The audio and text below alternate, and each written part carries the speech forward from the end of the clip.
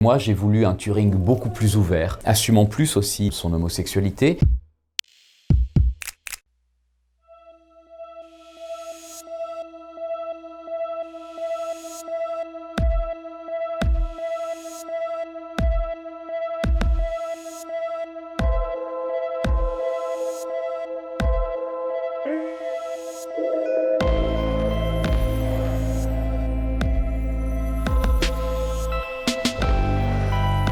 Comment la nature est-elle programmée? Comment? C'est la grande question. Nous sommes constitués de petites briques vivantes. Nous grandissons parce que ces petites briques se séparent en deux et que chaque moitié se sépare à nouveau pour former une brique complète. Mais comment savent-elles où et quand grandir ou ne plus grandir du tout? C'est ce que personne n'a encore découvert. Par qui la nature est-elle programmée? Comment une cellule sait-elle ce qu'elle doit faire? Comment fait-elle pour donner sa symétrie à un organisme? Quelle est la logique? Quelle est l'équation? Quel est le code? Cette scène, elle arrive à la fin de la pièce. Turing, finalement, pose la question ultime, une espèce de métaphore de qui sommes-nous, d'où venons-nous, où allons-nous? C'est une question qui se pose depuis le tout début de sa vie parce qu'il reçoit un bouquin quand il a une dizaine d'années qui s'appelle « Les merveilles de la nature » que tout enfant devrait connaître. Et finalement, les questions soulevées dans ce livre vont le hanter toute sa vie et vont guider tous ses travaux.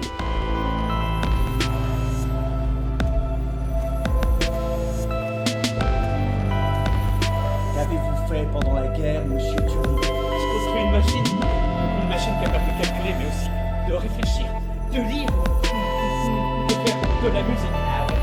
Il y a une volonté chez moi de pousser le curseur un peu à l'inverse de l'interprétation géniale de Cumberbatch, qui le joue avec une forme de réserve, très british d'ailleurs, de personnage assez inaccessible, assez mystérieux. Moi, j'ai voulu un Turing beaucoup plus ouvert, beaucoup plus sympa, beaucoup plus fou, assumant plus aussi son homosexualité et montrant peut-être de façon plus visible ses troubles, son bégaiement, ses tics et une espèce d'autisme d'Asperger comme ça que je ne cache pas.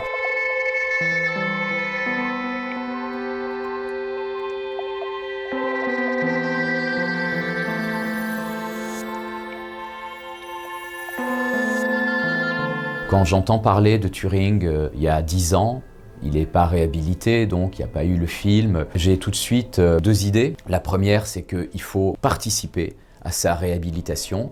Et je me dis que le théâtre peut y parvenir parce que c'est une espèce de héros absolu. Et j'ai aussi un instinct d'homme, un instinct plus intime, c'est que par ma vie, ma sensibilité, je me sens capable de le jouer. J'ai à peu près l'âge qu'il avait quand il est mort. Je me dis que n'étant ni génial ni mathématicien, il y a un autre essentiel chez Turing auquel je peux me rattacher pour l'interpréter.